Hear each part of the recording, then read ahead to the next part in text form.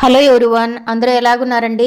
Holidays వచ్చినాయి కదా సగా అప్పుడు పునీత్కి హెయిర్ ప్యాక్ పెడదాము, కొంచెం హెయిర్ కేర్, స్కిన్ కేర్ ఒక్క లేడీస్ కి ఒక్కటే కాదండి, పిల్లలకి ఇప్పుడు ఎవరు ఫ్రీగా ఉండటం లేదు కదా, పిల్లలు కూడా బిజీగా ఉంటున్నారు. అందుకోసం పిల్లలు హాలిడేస్ ఉన్నప్పుడు నేనైతే ఇంట్లో పని రెగ్యులర్ గా ఉండే పని కొంచెం గబగబా చేసేసుకొని పిల్లల మీద కేర్ తీసుకుంటాను.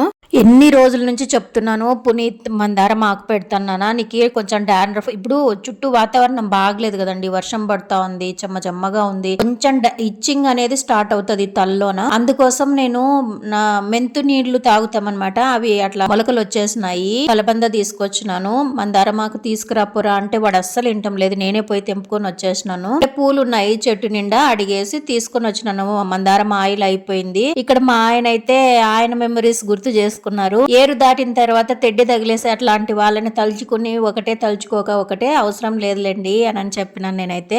కానీ ఉంటాయి కదండి మెమరీస్ అనేది, మనం మనసు హ్యాపీ అయిన సందర్భాలు అనేటివి అవి మర్చిపోలేమన్నమాట. మనసు హ్యాపీ అయినవి కానీ బాగా నొప్పి అయినవి కానీ అవి ఇంకా లైఫ్ లో మర్చిపోలేమన్నమాట. అలాగ మచ్చలాగా ఉండిపోతాయి కదా మైండ్లోన.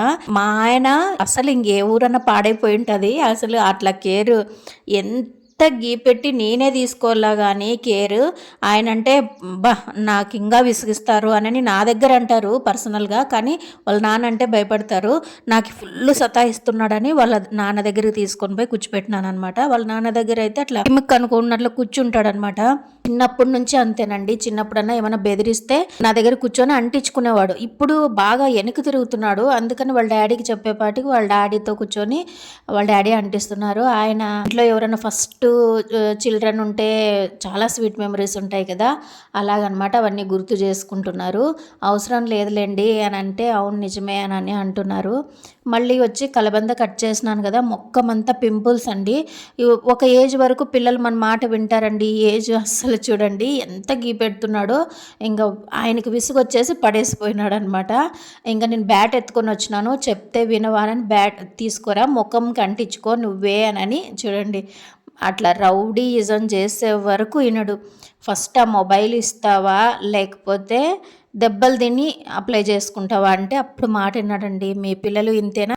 బ్యాట్ తీసుకునేపాటికి వాడే తీసుకొని అంటించుకుంటున్నాడు. మీ ఇంట్లో కూడా ఇట్లాంటి సతాయిచ్చే పిల్లలు ఉన్నారా?